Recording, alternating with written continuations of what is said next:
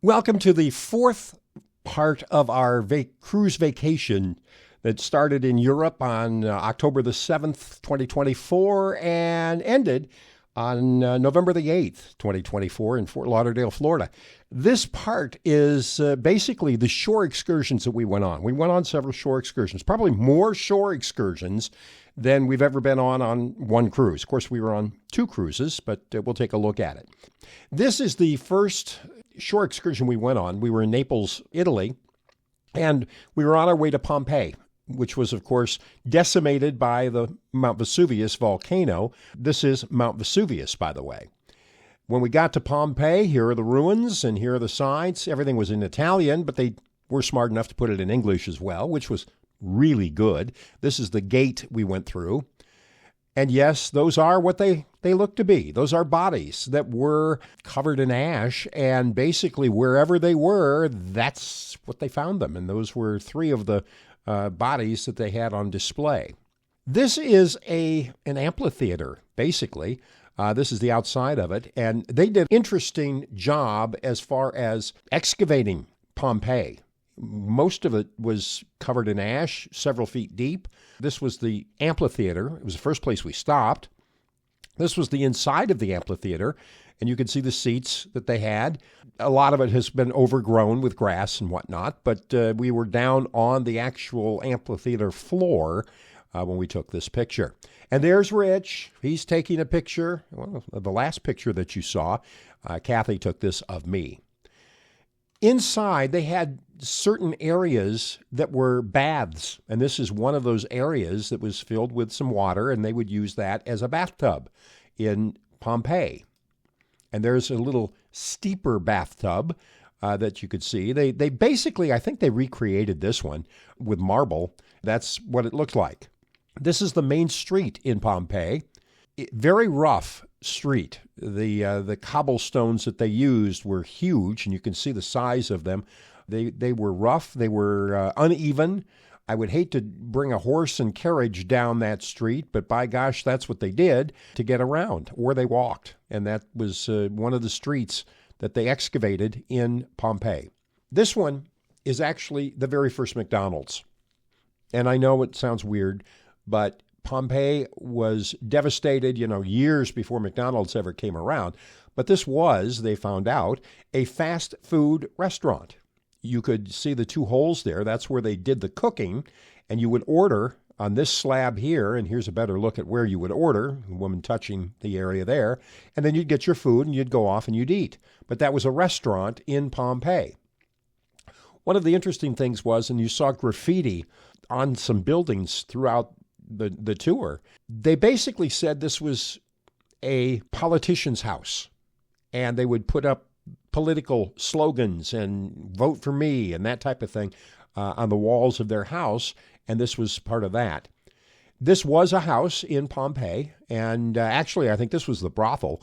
They had a brothel in there, and this was it. We were not allowed to go into this part of the house or the brothel, but we could certainly take a look at it from outside. You see the fence there that was blocking us from going in. I guess I could say graffiti or whatever that was painted or written on the side of the building. Again, it would basically be either a political slogan or campaign. A lot of times it was saying, this is where the politician lives. And so that was kind of interesting that what you see there was actually written thousands of years ago, and that was it.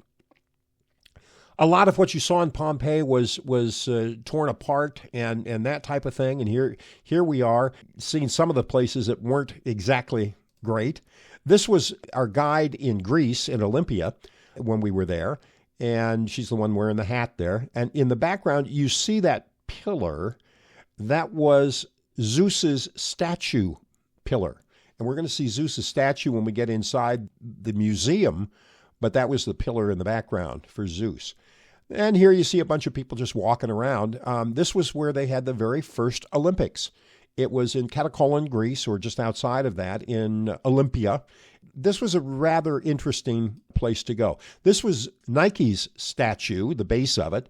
The Nike is no longer there, obviously, but the pillar was. And here, this is where they had the races.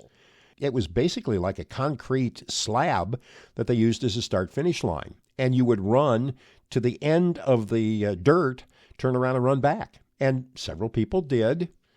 In fact, there's a look at several people on their way down and back. And there's Kathy getting ready to run. She really didn't run. That's okay. This is where they held the races in the very first Olympics. I took a picture of this because it's fascinating to me. This was the one thing I really wanted to see at Olympia. And this is where every time that they're going to have either a winter or a summer Olympics, this is where they light the torch. It has to be done at a certain day in a certain way, and they use the sun to light the torch. They use a magnifying glass, and they light the torch with a magnifying glass and the sun. And you can see right here, this would not be a good day to do that because the sun was kind of in the afternoon, and the sun was already not in a favorable position to light a torch. Inside the museum, they had all sorts of displays and whatnot. What was interesting is most of the heads were done differently. And the reason for that was, as athletes came and went, some of them were called cheaters, and some of them got caught cheating and whatnot. And they actually had statues of the cheaters, and they had an area for cheaters, and it showed the statues of the people that had been cheated. But you see the statue here with no head. They would do a head separately and then attach it to the body, and it would become a whole different person. Again, you can see a bunch of statues that people doing different things. There again is the pillar that the statue of Zeus was on. And there is Zeus. That was seated at the top of that pillar, and that was in the museum. They had uncovered that as well. Kathy took a picture of this. It was a bull that they found. Apparently, they were big on baths. The Romans and the Greeks had baths. Some had hot water, some had cold water, and that was the difference between the two. But they also did sacrifices here. And there's Rich and Kathy. We're there at Olympia. This is one of the bath areas that they had at Olympia. They had several, and it looked like, boy, we're going through these baths like you wouldn't believe. And they did. Everything was written in Greek, and which is interesting because it's the same Greek alphabet that they have today. So the people that understand Greek and can read Greek can actually sit there and they go through and they can tell what it says. I'm not sure what this says. One of the fascinating things was this is the area I was telling you about the cheaters. If you see the right, those pedestals, that's where they would put the cheaters. And if you were caught cheating during the Olympic Games, it was a terrible, terrible tragedy for your home country or your home area. And your statue was placed in the cheater area. Not good. Not good. There's Rich, and he's wearing the sunglasses because it was a sunny day, and he also had in his ear. When you go on these tours, they give you these earpieces. Basically, the guide may have 30, 40, 50 people in their group, and so our guide did, and she would talk. They were all very good. All of the guides that we had were very good and did an excellent job of communicating with you. A lot of times, though, they were so far ahead of you, and it was so busy there that you couldn't even see where the guide was and talking about, but you could hear him. And again, there you see the guide pointing to an area, and there's Rich, and he's just enjoying the day. This is I believe this is in Athens. This was our third excursion. We went and climbed the Acropolis, and that was our tour guide for the Acropolis. She is also Greek and lives in the Athens area, and that is the Parthenon off to the right. This is taking a look at not the original Olympic Stadium. When they started the modern Olympics, Athens hosted the first one. It was 1900 or something like that. And this was the original stadium that they used for their opening and closing ceremonies and the track and field contests. That is the Acropolis. It sits on, if you've ever been to Athens, you know this. It sits on a very high hill. They say it's 150 steps to get up there. Kathy counted, she got to 149. But it is a long way up the hill. In fact, I told Kathy several times, I said, don't look out. She's definitely afraid of heights and doesn't want to look down anywhere. So she kept her vision right on the pavement, and that's where she is, and she took a picture of it. The Romans were here as well in Athens, and they built a theater actually here at the site of the Acropolis, not all the way up the hill, but this was, you can tell because of the arches. The Romans did the arches and were very good at that. If you notice, if you've ever seen the Colosseum, they also have the arches in the Colosseum. This is a picture of the theater from back a ways, and I've got a better picture here, but you can see Athens in the distance as far as the eye can see. And there's another picture with the sun coming down. There's the amphitheater that they are redoing, and those seats are being reconstructed. Those are not the original seats, but they're reconstructing those seats. Again, another picture of the Roman theater in the foreground with a lot of people, and Athens in the background. We are at the top of the Acropolis here, and this is the Parthenon that was up there. They're doing their best to continuously upgrade and refurbish and not rebuild necessarily, but they're excavating and making sure that everything is up to snuff with that building. There you can see the long view of it as well. As you can also see, there's a lot of people up there. I mean, you had lines of people waiting to get up there. That's the original Parthenon there, which sits just to the west of the Parthenon that you just saw, and a much smaller version, also built by the Greeks, and also very, very old. This is a view of Athens from the top of the Acropolis. And again, you are looking down at a mega city with about 5 million people in it. And this is just an incredible view from way, way up. Again, a lot of steps to get up there. And this is us as we started to head back down. You have to walk up, you have to walk down. And it's ramped, but and they have steps as well. And I'll tell you what, if you have trouble walking, you are not going to want to go to the top of the Acropolis.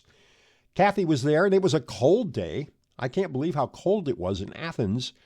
This was back on probably the middle part to the end of October, like probably the 18th or so. It was very windy at the top of the Acropolis, as you can see her hair being blown. Now, if you've seen any of my videos before of the cruises that we've taken, you always know that Kathy gives me the finger in one of them. Here she is, sitting outside the Acropolis itself, down on street level, and yes, that's the picture that she gave me the finger. I didn't even know it at the time when I took it, but she knew I was taking this picture and didn't like it. There's another picture of the original stadium of the modern era in Athens with the statue. Kathy took this picture from the bus and did a nice job with that. Speaking of pictures from the bus, that is the Acropolis from street level. You can see it from all over Athens. It is way up in the air. To think that, gee, we climbed that thing, it was kind of amazing. This is one of the churches that they had in Athens, a beautiful church with a blue dome. There are a lot of blue dome churches in Greece. In fact, we went to the Isle of Santorini. It's known for its blue dome church. And this is when we went to Turkey. The stop in Turkey was for Ephesus. This is St. John's Basilica. The St. John is the John of Matthew, Mark, Luke, and. He brought the Virgin Mary to this area in Ephesus, or just outside Ephesus, actually. This is where he built a basilica, and he actually is buried there. And we'll see that here in a minute. Now, looking down, this is one of the wonders of the world, of the ancient world, the statue itself of Hermes. That is no longer there, but that is the pillar that does remain. Many pillars in the Basilica of St. John as well that have stood the test of time. We're going back to the first century in this. John wrote, obviously, in the New Testament, and also They were telling me, and I didn't realize this, they were telling me that John also was the John that wrote the Revelation, John of Patmos, when he wrote it on the Isle of Patmos.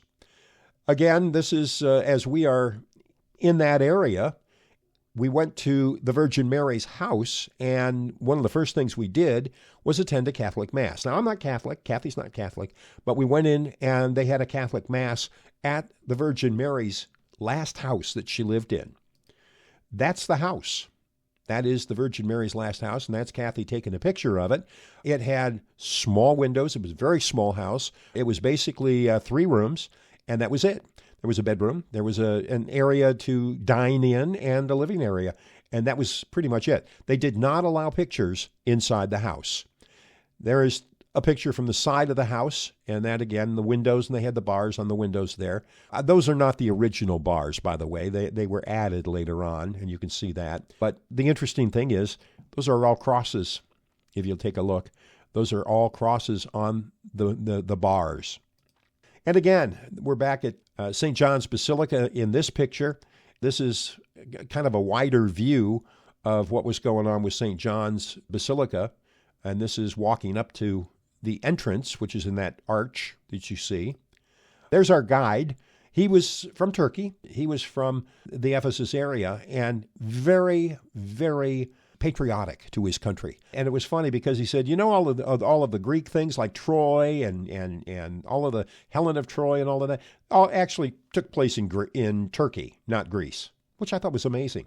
The Pope actually came and blessed the area, back in the 1960s, I guess. And actually, this is the plaque that was put there saying that the Pope had been there and blessed the area as the actual St. John's Basilica.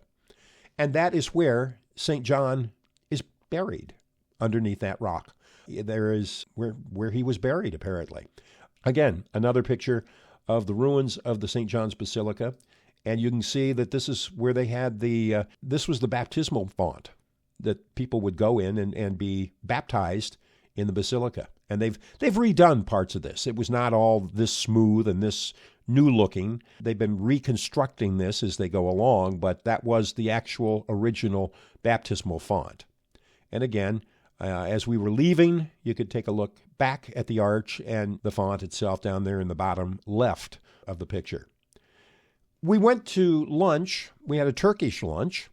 And there's Rich, and he's pointing at the train. I don't know why that train was there, but it was right outside the restaurant, so Kathy took a picture of me with the train. And then we went after lunch, and you're going to see lunch here in a minute, but we went to Ephesus. This was our guide again, taking us through some of the entrance to Ephesus, the actual city of Ephesus. They have preserved an awful lot of things, and these are a couple of jugs. They would have put wine in these jugs. That's from Ephesus, and those things have got to be 2,000 years old, if they're a day. This was us walking on the street, again, cobblestone street. They had marble in a lot of places. In fact, I slipped and fell in one of them. This is one of the pillars that was still standing in Ephesus. This is a long shot. Now, you can look down. We went down the hill. You could do this 2 ways. You could start at the bottom and work your way up. You could start at the top and work your way down. The road was rather slippery, and you see the giant picture down there at the bottom of that, and that picture was pretty amazing, actually. That big structure at the bottom that you see was actually the library that has been preserved. There were some arches and things like that have been preserved in Ephesus as well. This was lunch. We went and did a lunch at a restaurant. They served salad, and I think I've got another one in here. Yep. The round dish to the right is a lamb stew. The one that looks like a fish with the tomatoes in it, that's a fisherman's fish, is what they called it. Lots of vegetables. We did have wine. We did have water. We had salad, a lot of veggies, and it was very, very good. It really was. That's the entrance to Ephesus, done by the Republic of Turkey Ministry of Culture and Tourism. Kathy took a picture of this. That's a closer picture of the library, and you can see that it's got scaffolding on it. They're redoing and refurbishing a lot of things here. There's Rich standing on a walkway of a road and just outside of Ephesus. This is the first of two, and the smaller of two, amphitheaters. The reason that I wanted to go to Ephesus in the first place was that's where Paul went twice, the Apostle Paul. This was used specifically by the higher-ups. He would not have spoken here. He wanted to speak at the larger one that had, for the normal people, he would not have wanted to go here where the administration and all of that took place. This is the big amphitheater, and you can see that they've got a crane there, and they're working on that. And that is the road that Paul would have taken from the sea to Ephesus. So he actually was at one time on that road, and there's a better shot of it for you. He actually walked on that road. He wanted to speak in that arena, and I've got some other pictures here of that. He did not speak there. This is where he spoke. This was the Agora. This was across the street from the arena. Paul's team did not want him to speak in the arena because they felt that the people would not accept him. So instead, he came here, and this is where he preached. This was the Agora. This was a shops area, and he came in kind of a field area and spoke twice here, which I thought was fascinating when you think about it. And then another shot for you. Well, there's Rich, and standing outside, looking at, actually standing in the shade. It was a hot day. We went to Ephesus and Turkey. This part of Turkey, by the way, is in Asia. And so we actually went to two continents on this, actually three if you count North America. We were in Europe, we were in Asia, and then we came back to North America.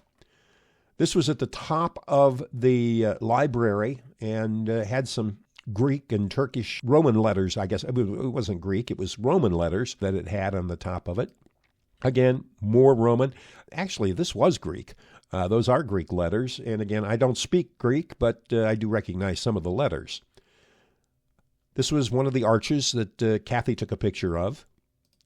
More of the ruins of Ephesus itself. One of the fascinating things, in a lot of these areas, they had mosaics on the floor. These were the original mosaics that the people had. You can see the different designs that they used and all of that. I thought it was fascinating. That's got to be 2,000, 3,000 years old. This was more of the arches and whatnot in Ephesus and more of the buildings that they had there. And that's another picture there of the library. Another picture of the library there as well. Kathy took this from inside the big amphitheater. She was actually on the stage at the time, and you can see people crawling up and sitting down in the amphitheater where the people of Ephesus would have gone. Our guide joked that Paul never spoke here. He says John did. Well, now, wait a minute. John is, we saw St. John's Basilica and knew that he had brought the Virgin Mary to this area at one point in time. And then he said, well, not that John, Elton John. Elton John actually performed on that stage. Okay, another picture of it for you here. You can see the stage and the dressing areas back behind it. This is Santorini. Santorini sits in a caldera. That's what the water is here.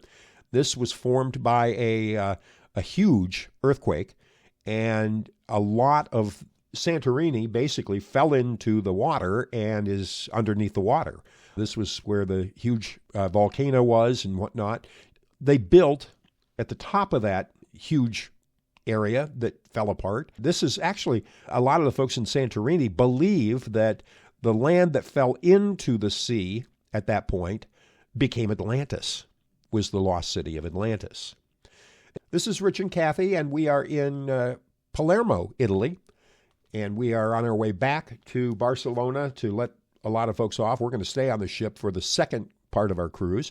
We decided to try and get some Italian pizza, real Italian pizza. So we found a restaurant that was serving it. And this is Kathy looking at the menu in Palermo. This was her birthday, by the way. There's the pizza. Lots different from American pizza. They use cherry tomatoes. not tomato sauce. They use olive oil instead of tomato sauce and cheese, and it was very good. Kathy, you can see she's got her knife and fork, and she's eating that, and I'm chomping down on mine. They split the pizza for us so that we each got half a pizza. And there's Rich eating his pizza. Enjoyed it. Kathy having hers. Happy birthday. This is Alicante, Spain. This is one of the buildings as you come to the main street. And if you want to look down toward the bottom of the picture, just to the right, you'll see a black car. And then right behind that car to the right, you'll see a little stand. Kathy went to that stand and asked them, they were selling souvenirs, and she asked them, hey, where can we go and get paella? And the guy directed us to go down the street to the right. There's I guess it's a court, kind of an area back there. It had 2 restaurants, had a hotel, and we went and had paella in there, and she had tapas. There's Kathy looking at the menu in that court at the restaurant, and there's the tapas menu that they had. All sorts of different tapas that you can get. She decided to get a seafood tapas, and here was the paella menu. You couldn't get that by yourself. She had to order it with me because they don't make paella for one person. They make it for 2 or more people, and they charge you per person for the paella, which was interesting. That was our waiter, and you can see that's a church in the background there. Kathy had sangria, and so did Rich. There's Rich, and having his sangria. That is the tapas that Kathy had. And yes, that is the brown thing on it is an anchovy. It was a tuna seafood-based tapas, but she had the anchovy on that as well. And that's her eating and enjoying her tapas. That's a picture of paella, Spanish style. This is the national dish of Spain. It's a seafood paella, and those are prawns. And then they had clams in there as well, and shellfish. And then a lot of rice. It's a special kind of rice. I can't remember if it's a boro or whatever it is, but it's a special kind of rice and with spicy, kind of a tomatoey base. And there's Rich enjoying his paella. And I had to eat most of that. Kathy had some, but I had to eat most of that.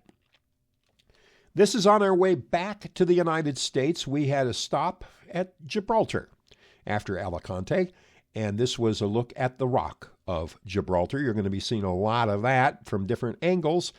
This was a soccer stadium in Gibraltar. This is where they would play soccer, and they had some kind of Olympic games, but for Mediterranean teams, and they came here and played soccer and had different events there. Another picture of that. They had a mosque, and they have all sorts of different religions there, and you can see the Rock in the background. That's the lighthouse that stands right on shore of Gibraltar. And at this point, to be interesting, we're really close to Africa. We're about 14 and a half miles away from Africa, as you see Rich standing and watching the guide, talking about it. If you see the mountains in the background, that is in Tunisia. And we were that close to Tunisia in Africa. They tell you that if you are going to the Rock of Gibraltar, not to wear a hat, not to bring something loose and not have a good hold on it like a purse, because these monkeys, which are native to, actually were from Tunisia and brought over to Gibraltar, and they've repopulated there, they will come and they'll take it. They'll take your hat, they'll take your glasses, they'll take whatever. We didn't have any of that happen, but that's exactly what did happen. There's another picture of monkeys, a baby monkey down in the bottom right. They were all over the place. You know, they were sitting watching us, and we were watching them. This is inside the Rock of Gibraltar. This is actually in St. Michael's Cave, is what they called it. You'll see here in a minute why they call it St. Michael's Cave. Oh, another monkey. How about that? They did a really nice job of lighting the various areas inside this cave. And there's why they call it St. Michael's Cave. That is St. Michael with the lights in a certain way. That's why they call it St. Michael's Cave. You are very high up at this point. In fact, if you see the ship, the big ship, way in the distance, that was the Celebrity Ascent. And that is Gibraltar in all of its glory down below us. So we were up quite a ways. We took a bus. Now, normally what they would do is they'd take you up in a cable car, but it was so windy and so rainy that day that the cable car wasn't running. Good thing. I do not like cable cars, and Kathy probably would not have gone up in one. And this is where Queen Elizabeth and the Duke of Edinburgh stood and looked out during their visit in 1954. And you can see our ship in the distance. We had a couple of days of rough seas. You really can't tell, but the seas were, they said, 7 to 10 meters. That's like up to 23 feet, I think. And that's a lot. You know, your house is probably, if you have a 2-story house, it's about 20 feet tall. It was taller than a 2-story house. And it did get rough, but we had stabilizers. It wasn't really bad. I don't think people really got seasick or anything, but maybe some did. But we were fine. It made walking a little bit difficult. Back in Gibraltar, this is looking out at Spain, actually, in the distance. And there's Kathy, hair blowing because it was very windy that day, and there's the lighthouse in the background. Again, this is from the top of the rock and looking out at I believe this is the Mediterranean side, and that's Spain over there. Now, Gibraltar is English. It is an English conclave, if you will, and Spain would very much like to have it back, we found out, but the English don't want to give it up. There's a picture of our ship, along with another ship, from a little closer view. This is, the water on the right is the Atlantic Ocean. This was a look at the airport and then into Spain. On the other side of that airport is Spain. So if you are sitting there looking at, crossing the airport, you need your passport because you can't get into Spain from Gibraltar without a passport. And there's the runway, and you can see this side, which is actually the Mediterranean side. And now you can see both, Mediterranean side on the left and the Atlantic Ocean on the right. The English carved out several bastions for cannons and military gear and whatnot way up top in the rock, and this was part of that. And another picture, looking down into Spain. The English wanted to make sure that they had that squared away. And that is our trip and our shore excursions on our month-long European adventure. We were in 7 countries in 32 days and had a great time. This was a vacation of a lifetime. I want to thank you for hanging with us throughout the 4 videos, and certainly do appreciate that. We want to make sure that you are back again next July. That's going to be our next cruise. We're not going to be doing a cruise, I don't think, until next July. We'll be on Harmony of the Seas, going out of Galveston, Texas, and doing an 8-day Western Caribbean cruise. It also stops at Perfect Day at Coco Cay. So taking our kids and grandkids on that cruise. So it'll be fun doing that. Until then, have yourselves a great one. Thanks for watching. Take care.